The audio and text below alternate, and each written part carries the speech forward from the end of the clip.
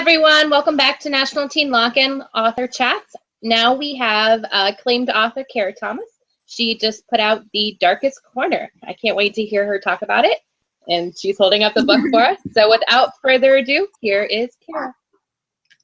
Hey guys, thank you so much for having me. I'm really excited to answer your questions. There's some awesome ones.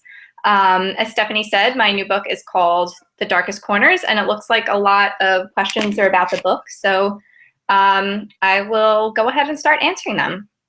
The first question is, what is your favorite genre to write and read? Definitely my favorite genre to write is mystery thriller. All of my books so far have been mystery and thrillers. And I would say that that's my favorite genre to read as well. I love Gillian Flynn books. I love Dennis Lehane and Nelson DeMille. Those are all adult mystery and thriller authors. But I also read a lot of YA mystery and thrillers too. So I would say that those are my favorite for sure. The second question is, how did I come up with the idea for The Darkest Corners? I came up with the idea when I heard about a real life court case called the West Memphis 3. Basically, it was a murder case in Arkansas, and these 3 teenage boys were arrested for the murders, even though there wasn't a lot of evidence. And the reason that they were convicted and put in jail was because a little boy gave a testimony that he saw them committing the murders. So I got the idea for The Darkest Corners from that little boy. I was thinking, I just got the idea to write this story about these 2 little girls who saw something when they were children, and they helped send a man to prison. And I was fascinated by the idea that maybe they sent the wrong man to prison. So that's where I got the idea from. Okay, the third question says, our teen book club read and enjoyed The Darkest Corners, but some of us, and this is a spoiler, so if you haven't read yet, careers, but some of us weren't sure at the end, without giving away a spoiler, as to who the little girl was. Is there going to be another book about the last kidnapped victim? I get this question a lot, and I think it would be so cool to do another book about the last victim. But I don't think I'm going to, and that's sort of up to the publisher. So right now I don't have any plans to write another book in the Darkest Corners series or a sequel, but I never say never, and I would love to maybe write a short story or something, or a novella, just to answer some of the questions that readers may have at the end of the book. Okay, next question. In The Darkest Corners, setting and family play a big role, and there is a question of whether nature or nurture creates a criminal. How did you come up with the setting and the feeling of desperation, poverty, and isolation that permeate the place? That is a great question. I was really inspired by a couple of things to do the setting of The Darkest Corners. For those of you who haven't read it, The Darkest Corners is set in rural Pennsylvania, in this former steel mining town that has really declined over the years. It's not a ghost town, but a lot of people have left. The economy's crumbled. I was inspired by a lot of real towns that I passed through. I spent a lot of time in Pennsylvania as a child, and I just always remember driving by these towns, and they were so different from where I had grown up. I live on Long Island, and it's very crowded here, very bustling, very thriving. There's just a ton of people.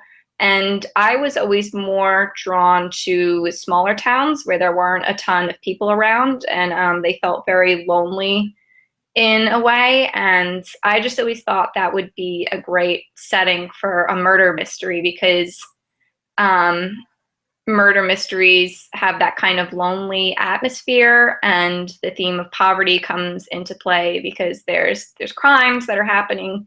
Crimes are happening to girls who are poor, and a lot of people don't care about because of their social class. So that was a good question. Okay, next question. Like, seriously. You like to read a quote? No! Okay, I think she's here. Nice. Hi.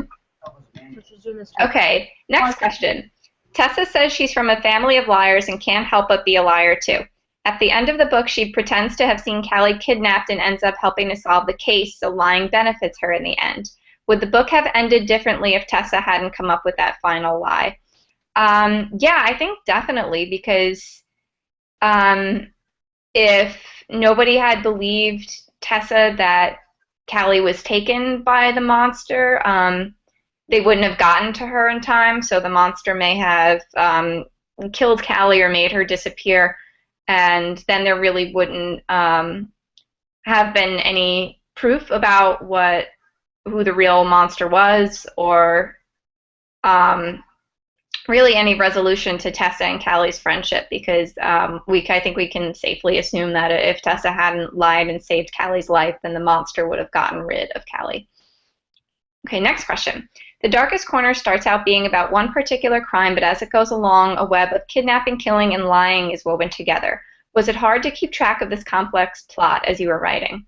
Yeah, definitely. I always say I'm never going to write another mystery again, just because they're such a headache to plot out and make all the threads come together. But I think the more threads you have to a mystery and the more complex, the more rewarding it is at the end.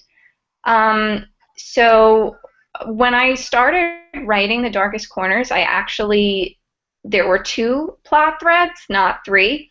And I decided halfway through that there was just another story that I wanted to tell. There was this other layer to Tessa's childhood and her past that would really bring the story to the next level. And it definitely was hard keeping track of all those threads. So I had to outline and I had to do a lot of revision to make sure that everything came together.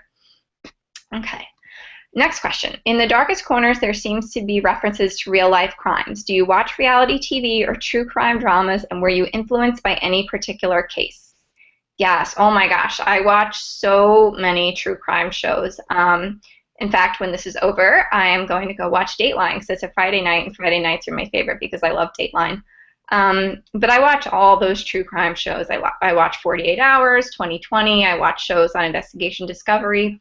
One of my favorite shows that inspired The Darkest Corners was called Disappeared, and it's about missing persons. And those types of shows drive me crazy because there's no resolution at the end, and I can only imagine how difficult it must be for the families of people who go missing and they never get an answer to what happens.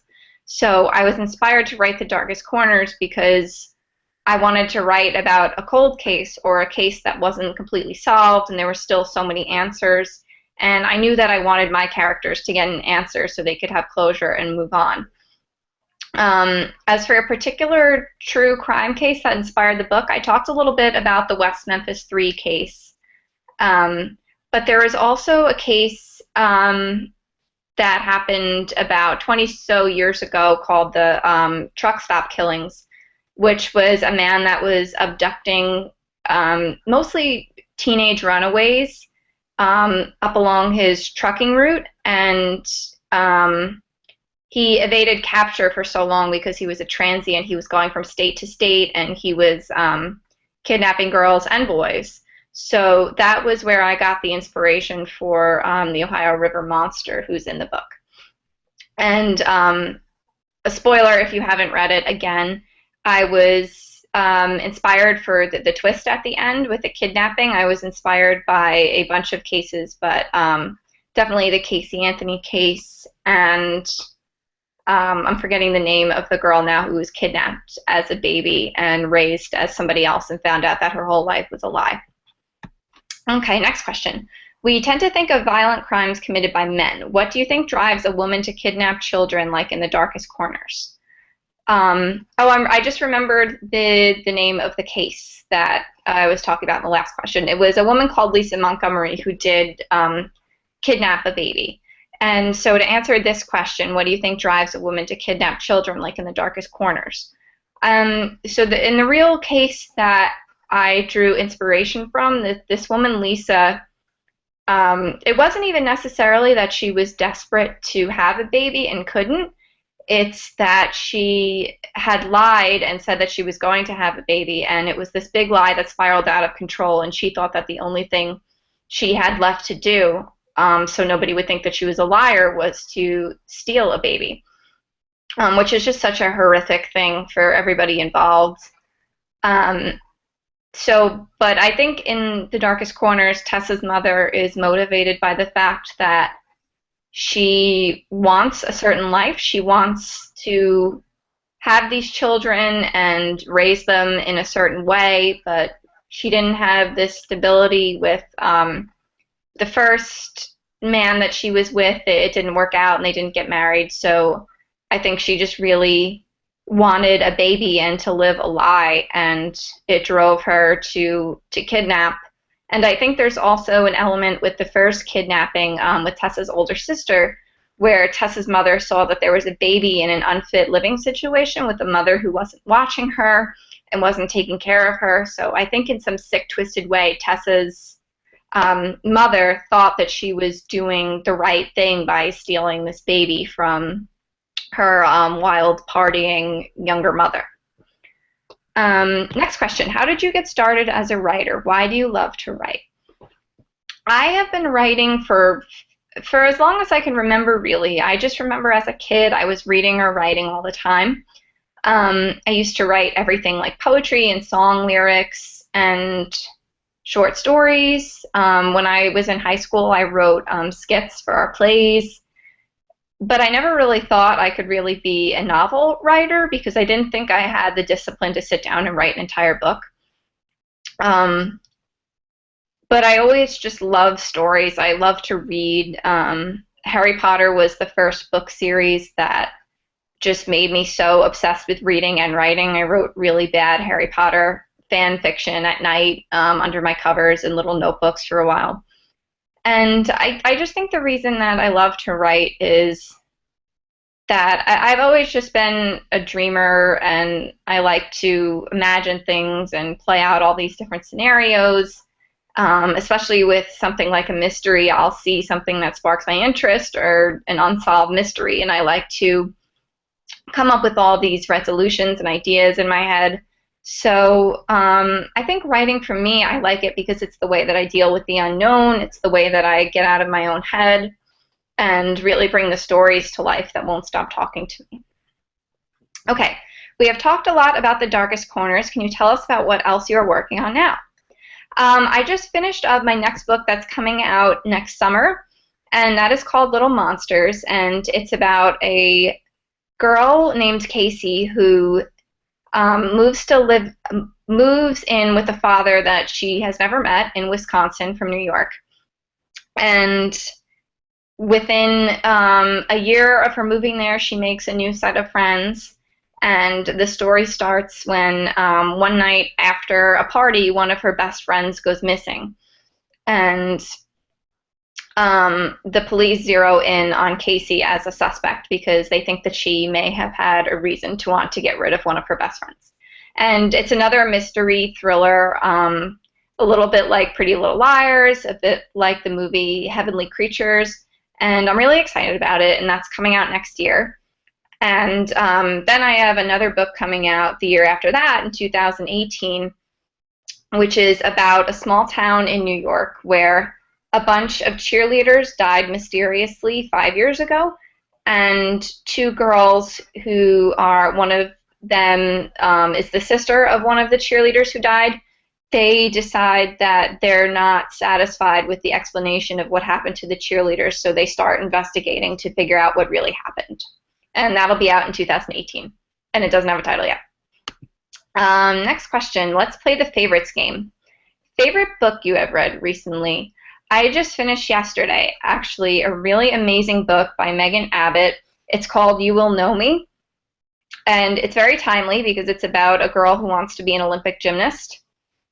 And it's sort of a murder mystery, more of a thriller, but it's just about this family who's very dedicated and obsessed with seeing their daughter become an Olympic gymnast, and it's about what the town will do and her friends will do and her coaches will do to make sure that she gets to the Olympics. And I don't want to give too much away about it, but it's a really great and thrilling book, and I just thought it was so wonderful. Favorite TV show? Definitely Game of Thrones is my favorite TV show. I also really like, what did I just watch?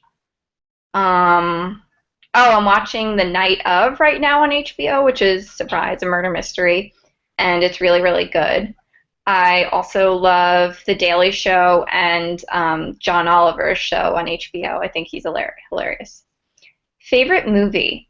My favorite movie is actually one that I just saw for the first time a couple weeks ago, and it's called Gone Baby Gone. It's based on a book by Dennis Lehane, and it stars Casey Affleck, Ben Affleck's brother, and Morgan Freeman's in it.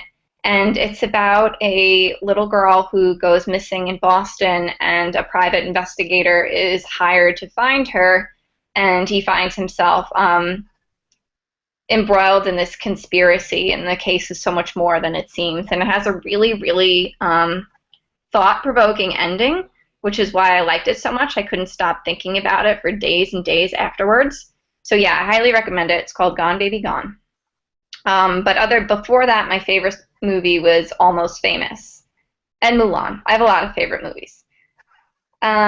Favorite music band artist. I really like a lot of classic rock. I like U2. I like Led Zeppelin. I like Tom Petty. I've seen U2 and Tom Petty in concert. I wish I could have seen Led Zeppelin in concert. They're all dead now, unfortunately. Well, not all of them, but a bunch of them are dead, so I will never see Led Zeppelin in concert, and that makes me sad. Favorite place to go on vacation? I don't know. I've been to a bunch of places, but I haven't gone anywhere twice, so I'm not sure what my favorite would be. But if I were able to go somewhere again that I've already been, it would probably be Aruba. I got really close to a flamingo in Aruba, and it was really cool. And it was just really, really beautiful there, and the food was so good. And it's very tropical, but not too hot. So I would love to go back to Aruba. Favorite actor and actress? Favorite actress, I think I would have to say Jennifer Lawrence, because she does so much cool stuff. I mean, she's Katniss, which is awesome. I love those movies. But she was also in a movie called Winter's Bone. That is an amazing, amazing movie. She was nominated for an Oscar for that. And also she was in American Hustle, and she was really, really funny in that. So I think she can do a lot of different things. She could be serious, she could be funny, so I really, really like her. And favorite actor, probably Morgan Freeman. He is just in so many movies that I love, and he has a very soothing voice that I like to listen to.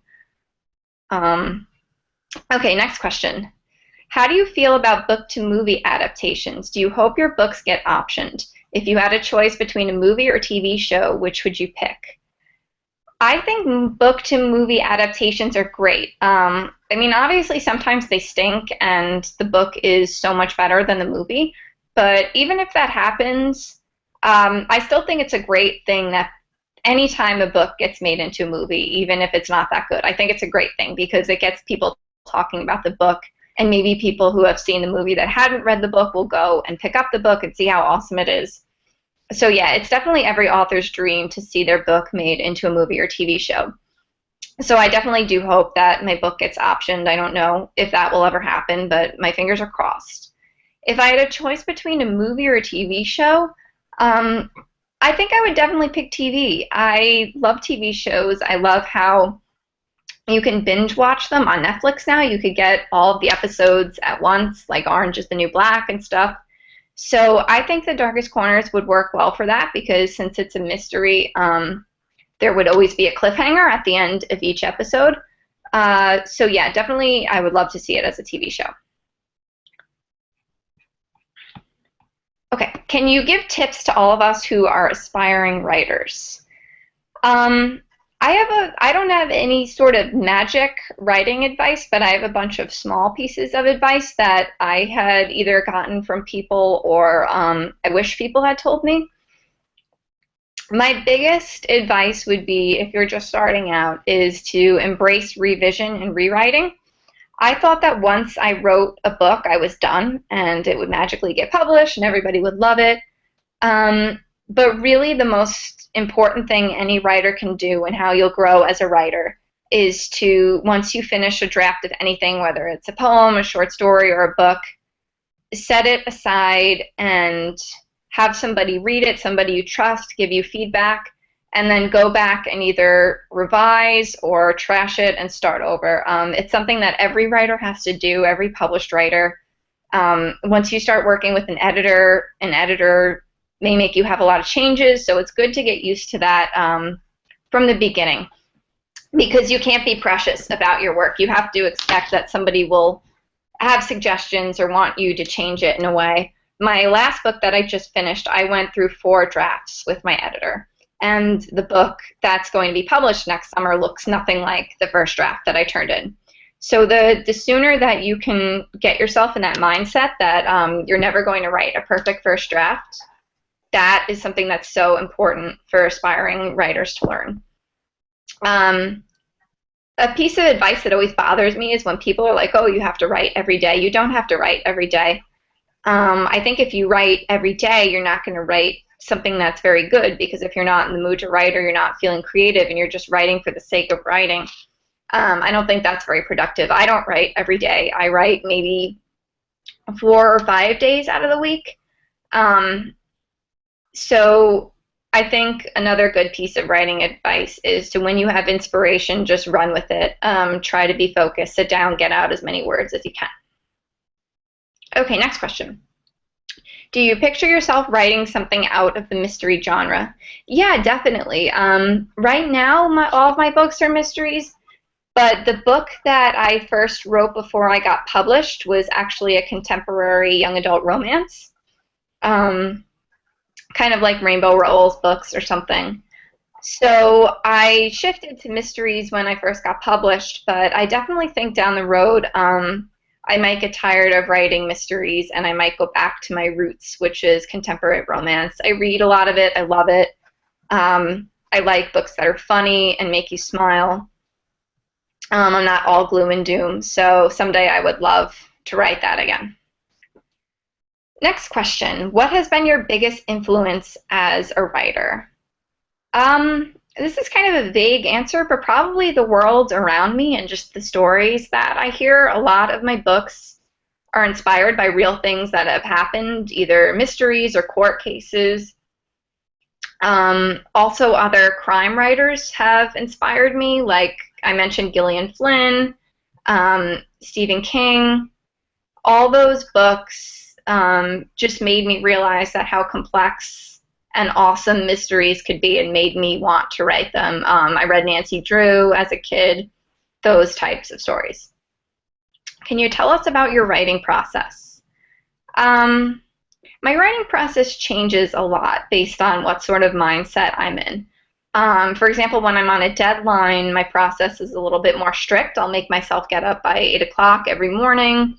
I'll have my breakfast and a cup of coffee, and I'll just have to take some time to wake up. But then I try to write for about 3 or 4 straight hours, then take a break for lunch, maybe do some errands and stuff, and then I'll dive back in. But I always try to end the day by doing something creative, whether it's reading or watching TV, just something that keeps my mind going and inspired, and not just being so wrapped up in my book all the time, because I think it's important to turn your brain off at the end of the day when you're writing a book. Before I start a book, or when I'm still in the outlining process, I just like to think about the characters a lot. I like to get I have index cards for the story I'm working on right now. I just scribble notes and I try to put everything together. I think about the books and movies that have inspired it, and I'll reread those books or rewatch those movies and think about what I'm trying to accomplish, what I like about them.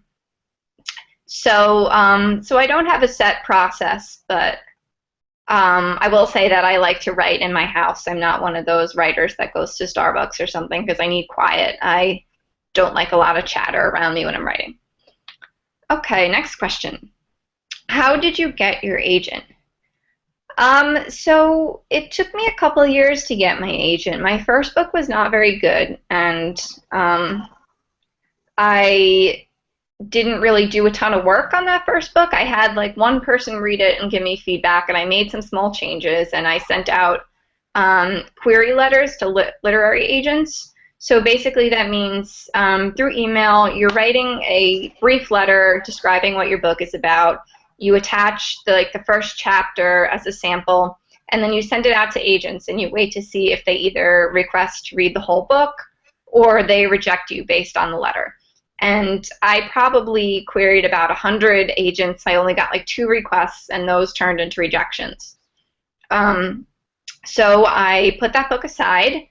I wrote another book. I sent out about 20 queries for that book, and I got maybe 5 or so requests. And of those literary agents that read the book, only 1 offered to represent me. So, but she is still my agent to this day. She sold like six or 7 books for me now, and yeah, I love her.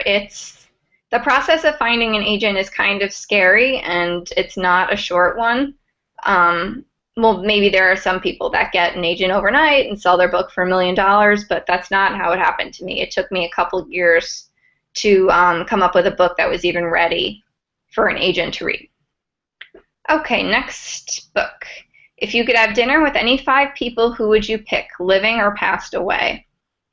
That's a good question. All right, so let's see. First would be Gillian Flynn, who wrote Gone Girl, because she's my absolute favorite writer, and I'd want to talk about mysteries and crime stories with her and find out what's going on in her head that she writes such messed up books. 2 would be President Obama, because I really admire him, and I think he's awesome, and I would just love to meet him and speak to him. This is hard. This is a good question, but it's hard. 3rd person would probably be Kit Harington, who plays Jon Snow on Game of Thrones, because a very shallow reason. I just love him and think he's good looking and would love to have dinner with him. 4th person, let's see. Probably Alexander Hamilton. He's getting a lot of attention lately. He was a fascinating historical figure. Even though he's dead, if he were alive, I would love to have dinner with him. And the 5th person, kind of a weird answer, but I don't know if you guys know because it's been off the air for a couple years. But my absolute favorite TV show that's not on anymore is called House. And the lead character, House, was a doctor played by an actor named Hugh Laurie, and I think he's just one of the greatest actors ever. So he would be my 5th person that I would have dinner with. Okay, what advice would you give to your 16-year-old self? That was 10 years ago now. I guess I'm getting old. My 16-year-old self was kind of obsessed with getting into the right college and picking the right career path, and she was really stressed all the time because she wanted to just do the right thing and not mess up her life. So I would tell my 16-year-old self to just chill the heck out. I would just tell her that, look, everything's going to be okay. I mean, I went to a college for my first year of school that I wound up really not liking. It was a private school in Boston, and I decided that I didn't want to do pre-law anymore, so I wound up changing my major. I changed schools. I wound up going to school in New York. And I got a teaching degree to teach English, and I taught for a little while, and it turned out that I didn't want to be a teacher. I wanted to be a writer. So I would just tell my 16-year-old self that it's okay to make mistakes. Your life is never going to be what you plan it out to be. There's going to be twists and turns along the way. And I think that's good advice for any teenager, because sometimes you get so wrapped up in what you think you should be doing that sometimes you don't sit back and enjoy life and pursue your passions. I never thought at 16 that I would be able to pursue writing and become a novelist, because everybody just told me that that wasn't a practical career and I would have to do something else, like be a lawyer or a teacher. Okay, next question. What do you think of social media's effects on publishing? Are you a fan of social media? Which ones, if yes? The answer to that is complicated. I I really like to use Twitter. I think it's a great way to connect with fans. Sometimes people will tweet at me to tell me that they read my book or they have questions about my book. And I think that's really cool. I think there's a lot of pressures on authors now to spend a lot of time on social media and to have thousands and thousands of Twitter followers. So I'm not crazy about that because it's hard to keep up, and I think the more time that you spend on social media, the less time you're actually writing and coming up with books. Some of my favorite authors tweet all the time, and they haven't had a book come out in 3 years, so I'm just like, oh my god, stop tweeting and write another book already. I want to read your book, not your tweets. But I think it's a really good way to connect with fans. I think my favorite social media is Instagram. And if you guys are interested, you can find me on there as Kara Mumu, like a cow. My name before I got married, my last name was Mustafa, and people call me Mumu. So that's where the name comes from. But I think Instagram is awesome because I sometimes, after a day of writing, I don't really have enough brain space to write a really funny tweet. So I'll just share a picture of my cat and call it a day. And I've been trying to learn Snapchat. I think I'm too old for Snapchat, but I'm on that too, and I will share the link to that on my Twitter if anybody's interested. My Twitter handle is Kara T Writes. Okay, I think that's it for. I don't see any other questions coming through. So just to wrap up, thank you guys for listening in so much. I know there's probably a lot of aspiring writers out there. So I just want to say good luck to you guys. I think what you're doing is awesome. I was in your shoes when I was a teenager. And my advice would be to just keep reading whatever you can. Just keep writing whenever you can. And don't lose sight of why you love to write. I know a lot of people get wrapped up in wanting to get published, and I definitely wanted to get published too, but just focus on why you enjoy writing and enjoy the journey. Okay, so I think that is it, unless there's any other questions. That was it. Thank you so much, Kara, for joining us this evening. We really appreciate it. Awesome. Thank you guys so much for having me. All right, everyone who is here for National Teen Lock-In, we will be back shortly with Miranda Canini, author of the 100 Oaks series. I love Miranda and her books. Awesome. Thank you, guys.